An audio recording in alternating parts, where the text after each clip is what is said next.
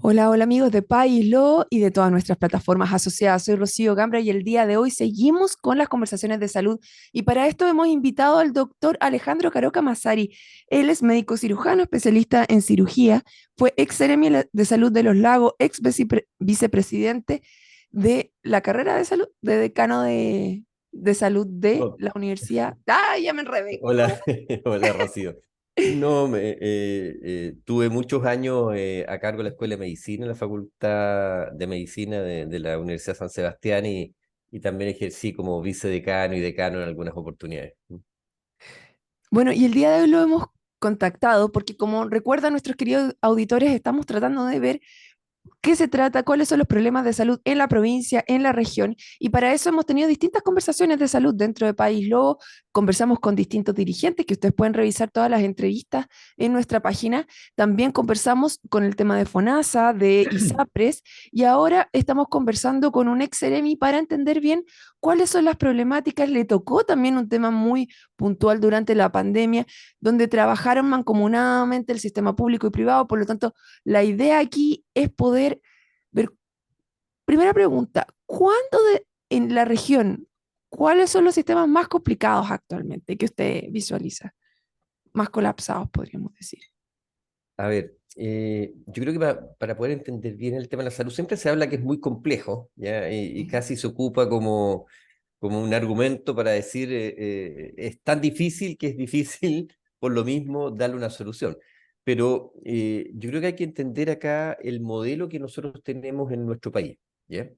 El modelo que tenemos en nuestro país, si lo queremos ver graficado, para entenderlo bien, podríamos denominar que se llama pay-per-view, paga por ver.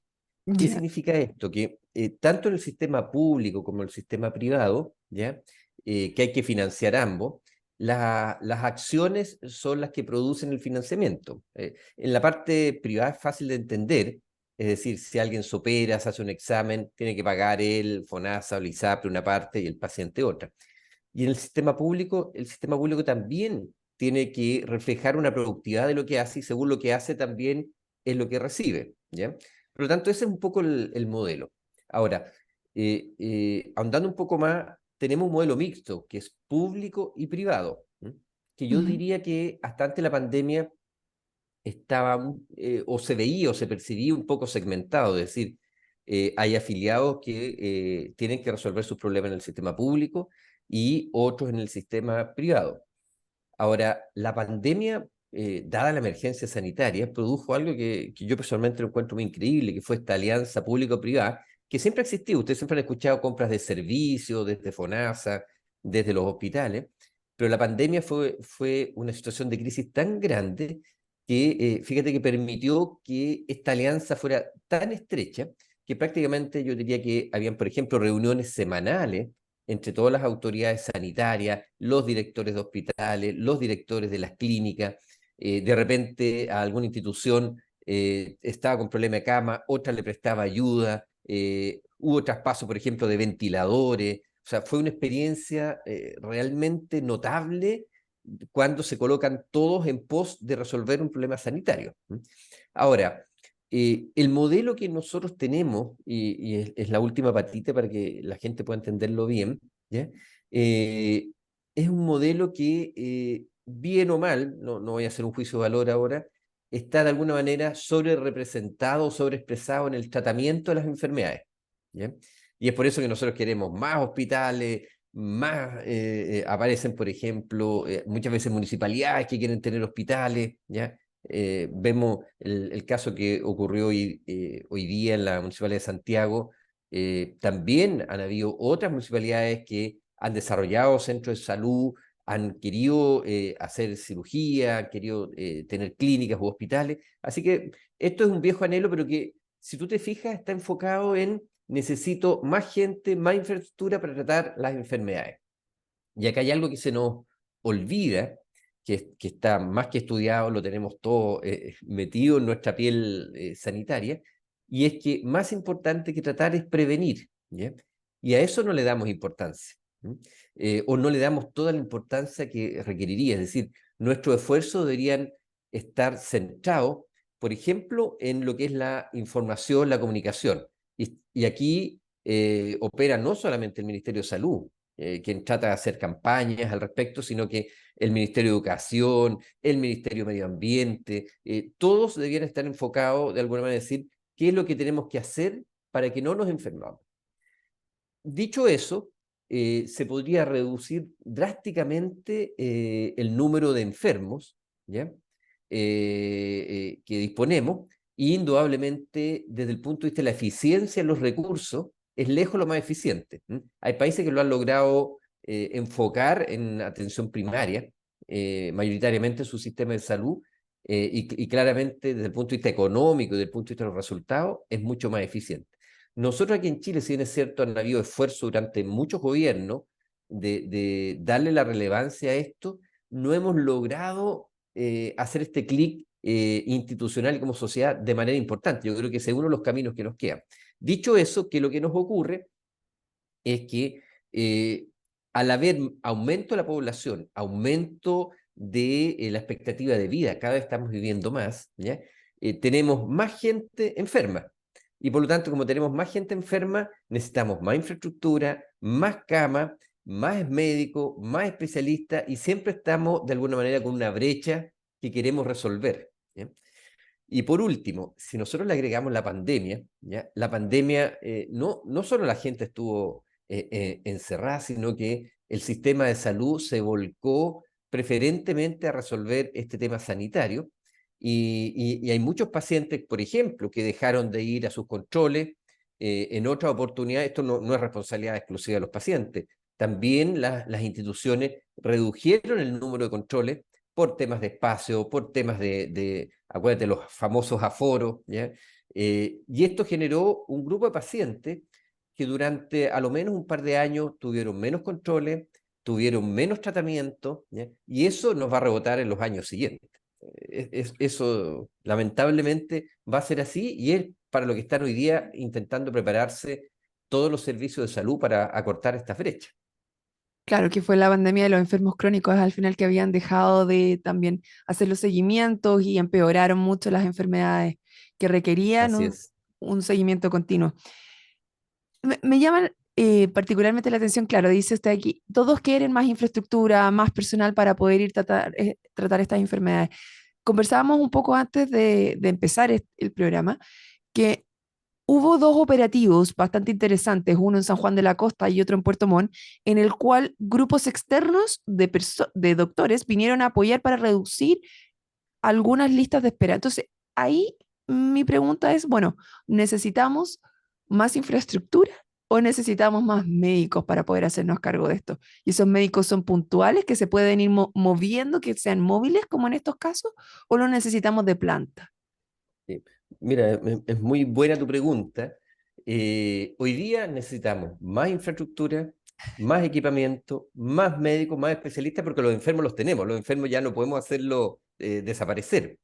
Cuando hablamos de prevención, si yo a una persona, fíjate la estadística, actualmente el porcentaje, coloca un puro dato, el porcentaje de obesidad, ¿ya? Y de sobrepeso del país hoy es de un 74% de la población. Es gigantesco.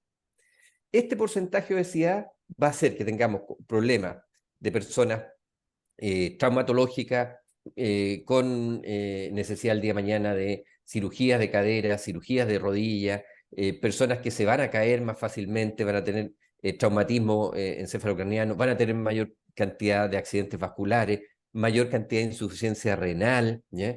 Son personas que van a desarrollar diabetes, muchas de ellas, ¿ya?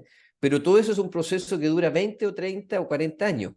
Mm. Entonces, lo bien que hagamos ahora en prevención, recién vamos a ver cifras que van a disminuir en 10, 12, 15, 20 años hacia adelante, ¿ya? Y lo que hoy día tenemos es lo que hicimos o dejamos de hacer en los años precedentes. Por lo tanto, hoy día, como no podemos, digamos, esto un poco eufemísticamente, hacer desaparecer a estos pacientes, tenemos que hacernos cargos de ellos, ¿ya?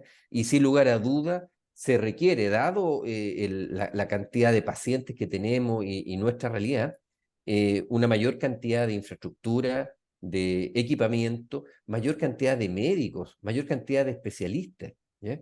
Pero si nos abocamos solo a eso y no reforzamos la atención primaria, podemos tener esta entrevista en 20 años más y decir, ¿y qué nos pasó si usted dijo que faltaba equipamiento, faltaba infraestructura y hubo? Sí, pero faltó esto otro. Y como tú entenderás, también los temas, se producen dos cosas, los temas económicos y los recursos muchas veces no dan para hacer todo lo que uno quisiera, ¿ya? Y también podríamos llamar los ciclos, los periodos políticos, ¿ya? En que muchas veces el tema de elecciones, de votos que están en 2 años más, en 4 años más, hacen que proyectos que a lo mejor van a dar fruto en 10, 12, 15 o 20 años más, sea difícil de emprender. Yo no digo que no se pueda ni se haya hecho, pero que sea bastante más difícil. Claro, sin duda una de las cosas que la contingencia nos está marcando ahora es el tema seguridad, todo el mundo habla de carabineros, se sabe que carabineros no puede sacar mayor contingente policial porque te demoras un tiempo en formarlo. En el caso de los médicos, te demoras mucho tiempo en formarlos, 6, 7 Así es. años en hacer esa formación de Más. médico. Entonces, también se habla, y aquí me quiero hacer cargo de una caricatura que dicen, bueno, el colegio médico tiene un número de doctores que quieren sacar al año y no quieren abrir más vacantes. ¿Es tan así? ¿Hay más plazas efectivamente? ¿Faltan médicos que quieran entrar a estudiar? ¿Es un tema de incentivos? ¿Dónde está? ¿Por qué no tenemos más médicos? A ver, solamente para graficarte, cuando yo me titulé, ¿ya? Hace ya algunos años, ¿m? Por ejemplo, becas de especialidad, ¿m? Habían alrededor de entre 60 y 70 cada año, ¿ya? Hoy día, becas de formación de especialistas, la gran mayoría de ellas, por no decir todas, financiadas casi de manera completa por el Ministerio de Salud, ¿ya? Son sobre las 1.000 cada año. Lo que te quiero decir es que se ha hecho bastante, ¿ya? Pero yo creo que se han producido varias cosas acá. Una de ellas tiene que ver con el aumento y el crecimiento poblacional que ha experimentado el país, ¿ya? La segunda tiene que ver con el acceso. Hoy día tenemos más acceso. Hay más centros de salud familiar, hay postas rurales que antes no habían, y hay mucho más información. O sea, lamentablemente antes había mucha gente que no concurría, ¿ya? Si le dolía la cabeza, no concurro, es algo normal. Si le dolía el estómago, también. Y yo diría que si uno quisiera, no hay estudios al respecto, por lo menos que yo conozca, pero si uno quisiera graficar porcentualmente cuánto concurrían, hablemos 40 años atrás, a servicios de urgencia o hospitales, pacientes como porcentaje de gravedad, es decir, qué tan grave estaban para concurrir, probablemente el porcentaje antiguamente era mucho mayor, es decir, alguien concurría porque estaba grave, ¿ya? O porque estaba muy complicado. Hoy día la cantidad de pacientes que concurren a servicios públicos, no necesariamente estando graves, ¿ya? Es tremenda, ¿ya? Y si pensamos que es bueno desde el punto de vista de la prevención, recordar que la prevención la tenemos que hacer en los centros de salud familiar, ¿ya? Y no en los hospitales y no en los servicios de urgencia. Fíjate que hay toda una clasificación de pacientes que llegan a los hospitales y el porcentaje mayor de pacientes que llega a los servicios de urgencia, sabemos lo congestionados que están, son pacientes que no tienen que ir ahí, son pacientes que pueden esperar, no tienen algo grave y que deberán concurrir a los centros de salud familiar. Eso solamente para graficarte un aspecto. Aquí yo voy a ser abogado del diablo porque como usuaria de los distintos sistemas, es difícil también cuando te dicen no se automedique, no haga esto y saber bien que a lo mejor tenemos poca eh, educación respecto a cuándo hacer qué cosa y tenemos que recurrir al especialista, porque claro, se dice, a lo mejor hay ciertas campañas, si usted le duele la cabeza, va o no va, en qué minuto, mamá primeriza también, claro, con mi hijo cuando se enfermaba empezaba con un poco de todo, al tiro partía corriendo, pues con el primero, en el segundo mi mamá me dice, ya tiene 6 años la mayor y me dice, oye, está con una tos terrible ya, ¿y qué me van a hacer? A lo más le van a dar, tengo que esperar 3 semanas que se le quite la tos y uno empieza, en la medida que ya vas pasando por las enfermedades, tienes un poquito más de educación de salud. Pues se dice también las mamás que con el tercer hijo ya se cría solo y ese llega ya cuando está con los labios morados nomás. Entonces, también es un tema de cómo nosotros como ciudadanos tenemos esa educación para saber a dónde ir, en qué momento. Sí, yo creo que ahí hay un tema también que tiene que ver con un tema cultural. Fíjate que te voy a colocar un ejemplo que se da muchas veces. Paciente que tiene un hijo enfermo o un familiar, ¿ya? Y lo lleva, por ejemplo, al centro de salud familiar. ¿M? El centro de salud familiar le dice, mire, esto es un resfrío, probablemente es viral, no requiere antibiótico, quédese tranquila, dele agüita, una aspirina si quiere, un paracetamol. Bueno, vuelven y los procesos virales duran habitualmente 2 días, 3 días. ¿M? Por otro lado, tenemos un tema comunicacional en que hay virus anta, si usted tiene problemas respiratorios, tiene esto, concurra. ¿Ya? Hay una información que es buena desde el punto de vista del especialista encargado de virus anta, que no se me pase ninguno. Pero muchas veces la población, y Sobre puede ser virus reacciona. anta, claro, en el fondo, si uno está resfriado y te dicen tienes problemas respiratorios, ay, sí, me cuesta respirar. ¿Eh? Entonces, ¿qué es lo que hace ese familiar? De ahí va el SAPU. El SAPU, para los que no saben, vendría a ser como el servicio de urgencia de los centros de salud familiar. ¿Ya? Va al SAPU, le dice, mire, no se preocupe, esto es viral, no se ve ninguna complicación mayor, vuelva del líquido, reposo, se va, ¿ya? Y no contento con eso, muchos de estos familiares llevan a su hijo al servicio de urgencia del hospital. Entonces, cuando tú ves eso, uno se empieza a dar cuenta que hay, podríamos decir, una triplicación de atenciones. Ahora, efectivamente hay casos, y es lo que muchas veces escuchamos en la prensa, de alguien que fue visto en un CEFAM, que fue visto en el servicio de urgencia, que después volvió a entrar grave y que falleció. Entonces, la gente se queda con eso. Esos son casos puntuales, bastante lamentables, sin lugar a duda, ¿ya? Pero yo creo que acá hay un tema cultural también que hay que hacer esfuerzos para que la población entienda. Ojalá la menor cantidad de medicamentos, ¿ya? Solo cuando sean imprescindibles de ingerir. Vámonos de vuelta un poquito a lo que estábamos hablando de la pandemia y cómo funcionaban entrelazadas estos dos sistemas. Una vez que se termina la pandemia, terminan de tener estas reuniones semanales de los distintos directores y vuelve a funcionar cada uno por separado. ¿Existe marco para que algo como eso se pueda realizar para que la infraestructura que tenemos, que está, porque se habla también de que hay horas en las cuales los pabellones no están funcionando, que se podrían utilizar de mejor manera? A ver, ¿Hay espacio para que eso funcione? sí, siempre yo diría que no sé si las reuniones seguirán o no. No, no estamos todavía en periodo de. Disculpa, a propósito de enfermedad, estoy probablemente con un poco de tos de origen viral. No sé si seguirán las reuniones, pero yo diría que lo que quedó es la comunicación entre los directores de hospitales, entre los directores de clínica, justamente para resolver temas. Hace poco me tocó presenciar una situación compleja de un paciente en una clínica privada en que había un equipamiento que no estaba disponible en esa clínica, solo estaba en el hospital de Puerto Montt. Pero el hospital de Puerto Montt estaba congestionado, la urgencia congestionada, no había cómo, o sea, si entras a otro paciente, complica, hay alguien que queda sin atención. Y lo que ocurrió fue un préstamo de este equipamiento para resolver el problema al paciente. Ocurrió todo muy rápidamente, siempre con los resguardos legales, que la institución Mm. privada se hace responsable, y todo salió muy bien, es decir, todavía existe. Sin lugar a duda, yo creo que es algo que tiene que mantenerse, no me cae ninguna Pero, duda. pero está todavía en un tema de voluntad. La voluntad que tiene el sistema público-privado de ejercerlo no es un tema obligatorio como fue en el caso de la pandemia, que se decía, usted tiene que presentarme tantas camas y tiene que hacerlo. O sea, es un tema de voluntad, cómo seguimos funcionando aquí en adelante.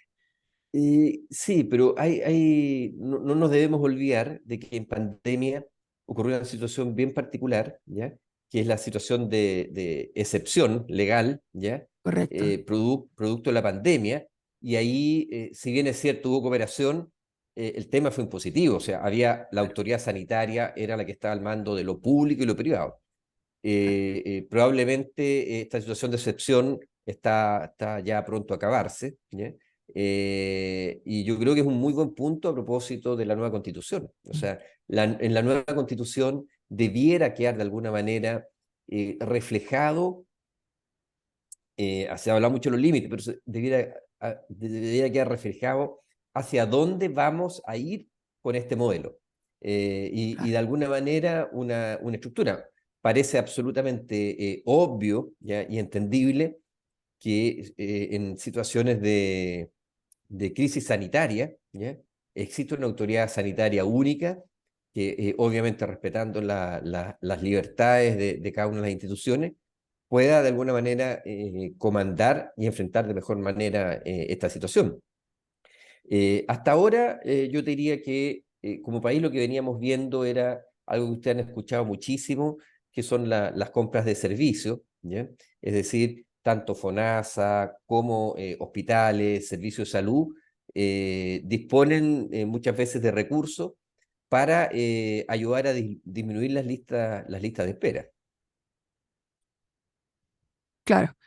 Entonces, bueno, lamentablemente, doctor, yo no le quiero quitar más tiempo porque usted está muy ocupado y hemos llegado al final del programa de día de hoy. Espero poder conversar nuevamente con usted para poder ahondar un poquito más en qué es lo que falta, para dónde vamos y qué es lo que está pasando aquí en la región. Le quiero dar las gracias por haber conversado con nosotros el día de hoy. Rocío, si me permites, sí quisiera hacer una observación a propósito de las elecciones, y mi comentario no es necesariamente político, las que acaban de pasar. Fíjate que mucha gente se acercó a preguntarme, doctor, ¿por quién voto? ¿No? Yo malamente no se me ocurriría decirle a alguien vote por tal o cual persona, por tal sector. Es un poco su responsabilidad el informarse y de acuerdo a sus convicciones votar. Pero sí, yo creo que hay algo que acá en la región, ¿ya? Con todas nuestras provincias tenemos que rescatar, ¿ya? Y que tiene que ver con la descentralización. ¿Y por qué toco este tema muy cortito? Porque muchas veces alegamos en contra del centralismo, pero fíjate que cuando vamos a votar, ¿ya? Aceptamos votar por candidatos que vienen de otras regiones, que vienen de Santiago, ¿ya? Así que mi comentario a todos los que me preguntaron fue: vote de acuerdo a sus convicciones, vea la orientación política, qué es lo que opina cada uno de ellos, pero vote por alguien de nuestra región, ¿ya? Vote No hay local. nadie, vote local, no hay nadie que pueda defender mejor a nuestra región que alguien que vive acá, no que dice que vive o que tiene un familiar, ¿ya? Y eso a mí me parece que tenemos que ir relevando cada vez más. Sin lugar a duda, doctor. Bueno, le agradecemos a usted y a todos los que se sumaron a esta conversación. Les recuerdo que esta y otras conversaciones la pueden revisar en www.paislobo.cl y si les gustó, no se olviden de compartir. Nos vemos en otra ocasión. Chao, chao.